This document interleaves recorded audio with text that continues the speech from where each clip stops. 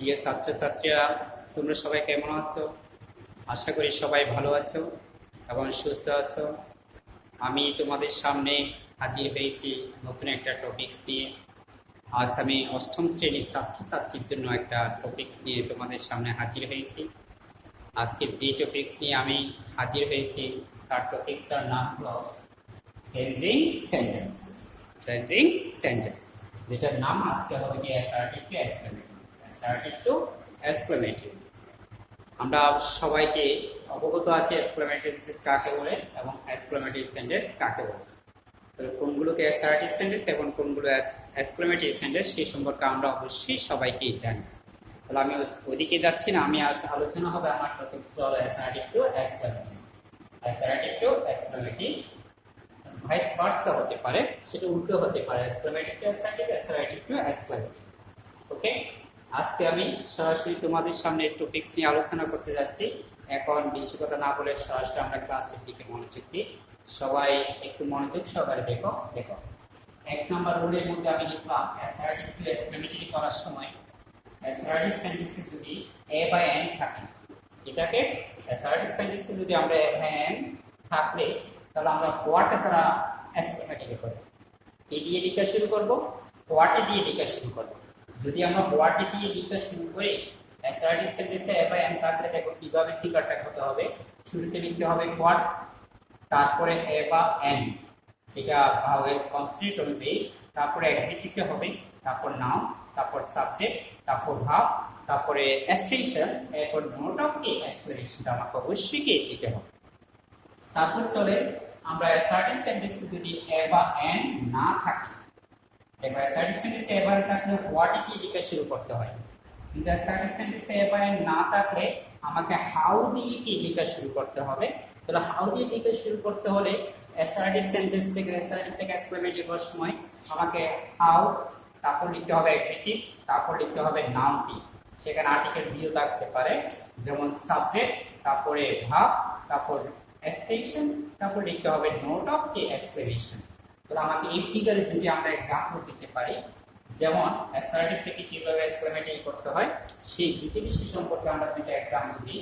যেমন লিখে দিলাম, যেমন ধরে নাও যদি কোনো সেন্টেন্সে ভেরি এবং গ্রেট থাকে, তাহলে অ্যাসার্টিভ সেন্টেন্স এক্সক্লেমেটিভ থেকে অ্যাসার্টিভ বানানো সেগুলো আনতে হবে। এক্সক্লেমেটিভ করার সময় কি করতে হবে, সেগুলো কি বাদ কে যাবে। দেখো ভেরি এবং গ্রেট কে বাদ যাবে। দেখো অ্যাসার্টিভ থেকে এক্সক্লেমেটিভ করার সময় বাদ যাবে, এক্সক্লেমেটিভ থেকে অ্যাসার্টিভ করার সময় ভেরি এবং কি গ্রেট কে আনতে হবে। ভেরি গ্রেট সো এরকম একটা ভাবগুলো কি আনতে হবে। তো দেখা যাক, তাহলে আমরা একটা एग्जांपल দিয়ে দেখি। যেমন লিখলাম অ্যাসার্টিভ সেন্টেন্সে it is a very fine flower, it is a very fine flower. তো দেখো এ দিয়ে আছে, এখানে ভেরিও আছে। তাহলে এটাকে এক্সপ্লেনেটিভ করার সময় আমাকে কি দিয়ে শুরু করতে বলছিলাম, বলো কি দিয়ে শুরু করতে বলছি? হোয়াট দিয়ে।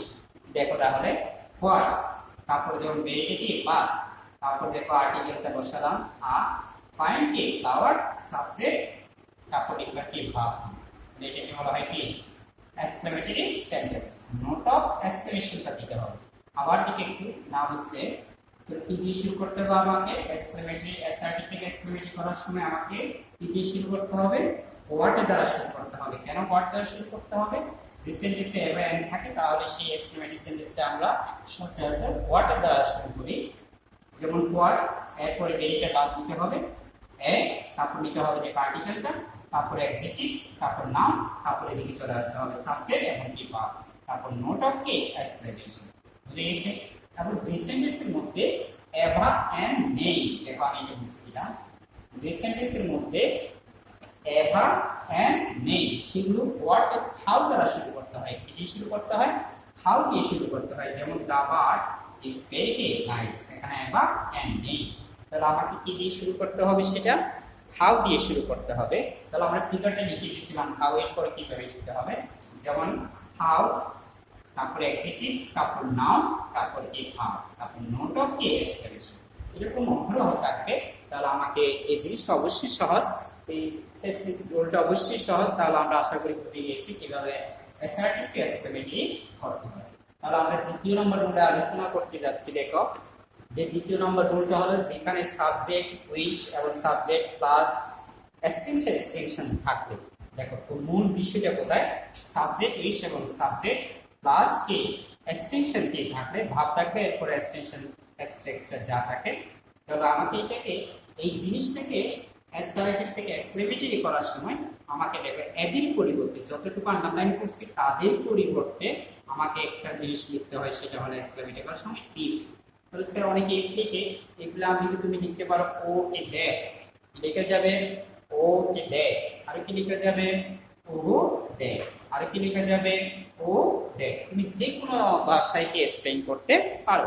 তাহলে কি লিখবো আমরা, সাবজেক্ট আর উইশের পরিবর্তে আমরা কি বসাবো ইফ, তারপরে এখানে যে সাবজেক্ট আছে সেটা, অথবা এখানে পরিবর্তে ও কে দেখ সাবজেক্টটা বসাবো, ও দে সাবজেক্ট বসাবো, না হয় ও দে সাবজেক্টই বসাবো। দেখা যাক একটা আমরা এক্সাম্পল করে নিই। যেমন I wish I had the I wish I had the wings of a bird. এটা নাম অ্যাসার্টিভ সেন্টেন্স। দেখো আমি একটা অ্যাসার্টিভ সেন্টেন্স লিখলাম, অ্যাসার্টিভ সেন্টেন্স লিখলাম, এখান থেকে এটাকে আমি পাবো কি এক্সক্লেমেটরি সেন্টেন্স। তাহলে দেখো এক্সক্লেমেটরি সেন্টেন্স করার সময় দেখো এক্সক্লেমেটরি সেন্টেন্স করতে গেলে আমাকে দেখো এটা সাবজেক্ট আর উইশের পরিবর্তে কি লিখতে বলছিলাম ইফ। অবশ্যই দেখো if I had the wings of a bird. তাহলে আমরা এইভাবে করতে পারি, নোট অফ এক্সপ্লেনেশন দিতে হবে। তাহলে আমরা এর পরিবর্তে কি লিখতে পারি, দেখো আর লিখতে পারি কি ও টি দে, কি লিখতে পারি ও টি they I dot there dot note of explanation. আরো কি লেখা যাবে ও দে, ও দে আই, আরো লিখে যেতে পারে দেখো ও কে দে। এইভাবে লিখে আমরা সবগুলোকে এক্সপ্লেইন করতে পারি। দেখো এবার আইসের পরিবর্তে আমি ইফ লিখলে হবে, ও দ্যাট লিখলে হবে, ও দ্যাট লিখলে হবে, ও দ্যাট লিখলে হবে, তারপরে সাবজেক্ট যা আছে তা লিখে, এরপরে এই অংশটা যা আছে তা লিখে, তারপর নোট অফ একটি এক্সপ্লেনেশন দিলে হবে। তাহলে আমাকে যদি আবার এক্সক্লেমেটরিটাকে অ্যাসার্টিভ করতে হয়, দেখো এক্সক্লেমেটরিটাকে অ্যাসার্টিভ করতে হয়, তাহলে দেখো এই জায়গার মধ্যে আমরা শুধুমাত্র লিখব কি আই উইশ, লিখবো আমরা আই উইশ, এটা জায়গায় কি লিখবো, এদিকে যে সাবজেক্ট আছে সেটা সামনে দিব, তারপর উইশটা যোগ করে দিবে। দেখো সবগুলো একই রকম। তাহলে আমরা আশা করি এই জিনিসটা বুঝতে পেরেছি। আমি আরেকটা এক্সাম্পল দিলাম, যেমন I wish I were a bird. দেখো এরকম I wish I were bird. তাহলে আমরা কি লিখতে পারি ইফ, এর পরে কি হতে পারে if I were a bird. তাহলে আমরা এই জিনিসটা বুঝতে পেরেছি সবাই। তাহলে দেখো আমি এবার তৃতীয় নম্বর রুলে যাচ্ছি। এখান থেকে একটা ভিন্ন একটা প্রসেসে রোল করা যেতে পারে। এখানে ভিন্ন একটা রুলে করা যায়, যেমন আমি মুছে দিলাম এই রুলটা, তারপর লিখলাম অথবা, এই রুলের অথবা একটা আমরা আলাদা করে করতে পারি, যেমন সাবজেক্ট উইশ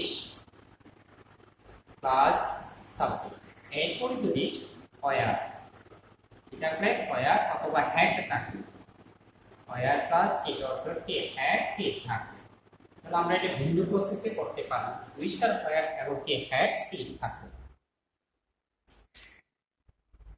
যেমন আমরা বলতে পারি, যেমন দেখো এদের পরিবর্তে, দেখো এদের স্থলে আমরা লিখতে পারি এদের পরিবর্তে, এদের পরিবর্তে, যেমন আমরা এদের পরিবর্তে দেখো কি আনতে পারি ওয়ার, শুধুমাত্র ওই পাশে দেখো ওয়ার, অথবা ওয়ার থাকলে ওয়ার, হ্যাড থাকলে হ্যাড, এবং সাবজেক্ট, এরপর সাবজেক্ট এদের পরিবর্তে দেখো এটা বাদ দিয়ে এদের জায়গায় আমি দেখো এইটা সাবজেক্টের আগে, হ্যাডটাকে সাবজেক্টের আগে নিয়ে আসে, এই সাবজেক্টটা বসে দিবে, এরপরে যা আছে তা লিখে দিবে, তারপর নোট অফ এক্সক্লেমেশন দিলে কি করা যায়।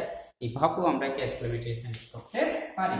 যেমন আমরা দুটি সেন্টেন্স লিখছিলাম, এই প্রসেসটাকে একইভাবে করা যেতে পারে। যেমন I wish I had the wings, I wish I had the wings of a bird, I wish I had the wings of a কি বার্ড। এই জিনিসটা আমরা এইভাবে করতে পারি। যেমন মুছে দিলাম, I wish I had doings of a bar. Rest of ratio পরিবর্তে দেখো কি বলছিলাম এক আছে দেখো একটা সামনে নিয়ে আসবে কি এক্সট্রামিডিয়া হবে I the wings of a bar wings of a bar তারপর নোট অফ এক্সপ্লেনেশন তারপর আছে আবার আরেকটা লিখলাম যেমন I wish একই লাইনে দেখো একই ভাবে করা যায় I wish I were a bar এটার পরিবর্তে আমরা এই দেখো একটা সামনে নিয়ে আসতে হয় I a bar okay note of explanation তাহলে রুলটাকে আমরা এইভাবেই করতে পারি আমরা অথবা এই রুলটা শিখলাম এবং তৃতীয় নাম্বার রুলের মধ্যে আমরা যে আলোচনাটা করতে পারি যেমন রুচি এবার it is a assertive sentence যদি হয় it is a matter of joy joy বলতে এখানে অনেক ওয়ার্ড হতে পারে আনন্দ সূচক যত word it is a matter of joy pleasure it is a matter of joy pleasure that যদি এইভাবে assertive sentence থাকে it is a matter of joy that it is a matter of pleasure that দেখো আনন্দ সূচক যত প্রকার আনন্দ সূচক আছে দেখো যত আমরা আনন্দ সূচক বাক্য আছে সবগুলোর ক্ষেত্রে দেখো it is a matter of joy that পর্যন্ত বাদ দিয়ে সেটাকে আমাকে এক্সপ্লেনেট করার সময় একটা ওয়ার্ডে লিখতে হয় সেটা হলো কি Puri note of explanation note of কি এক্সপ্লেনেশন এই অংশটা পুরোটা বাদ দিয়ে আমাকে লিখতে হবে কি পুরি ওকে যেটা আনন্দ প্রকাশ করবে সেখানে আর অনেক আনন্দ প্রকাশ ওয়ার্ড আছে সবগুলোর ক্ষেত্রে আমরা কি এটা লিখতে হবে যেখানে দুই আর যদি এভাবে কাকে দেখায় সাইডে it is a matter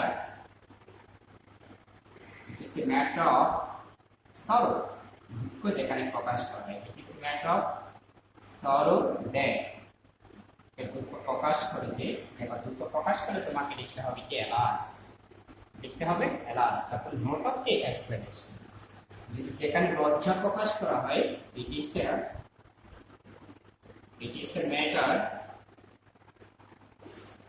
a matter of shame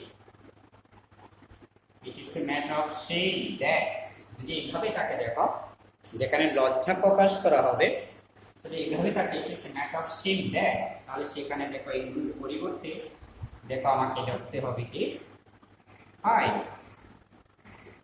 note of কি এক্সপ্লেনেশন তাহলে আমরা তিনটা থেকে তিনটা एग्जांपल দিতে পারি যেমন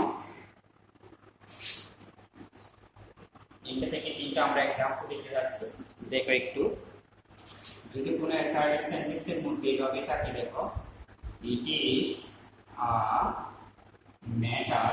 is a matter of joy it is a matter of joy that it's a matter of joy that we have won the match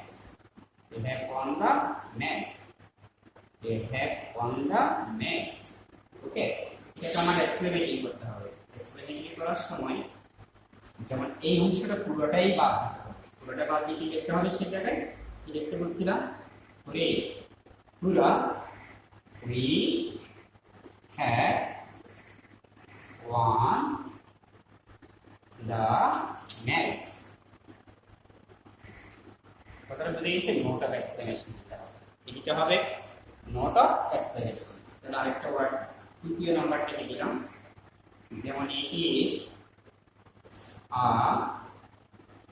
matter of sorrow it's a matter of sorrow that we have he has lost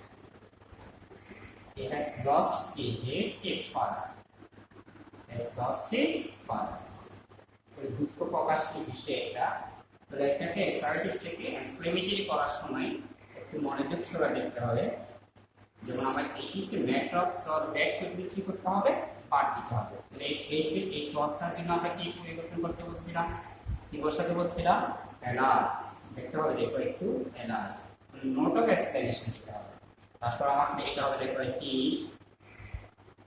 has lost his father। এইভাবে করে আমরা সবই করতে পারি। যেমন আরেকটা রুলে দ্বিতীয় নম্বরে এক্সাম্পল দিতে পারি আমরা, মুছে দিলাম।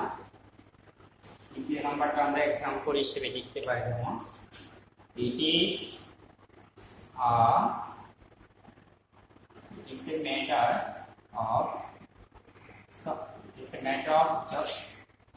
is a matter of shame that he has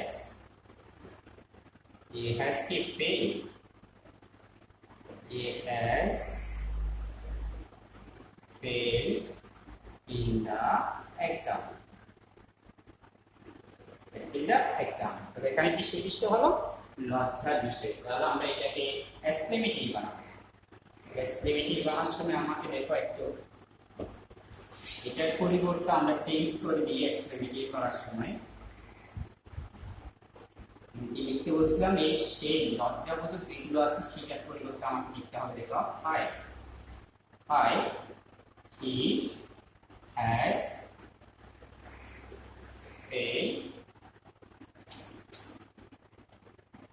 has failed in the exam।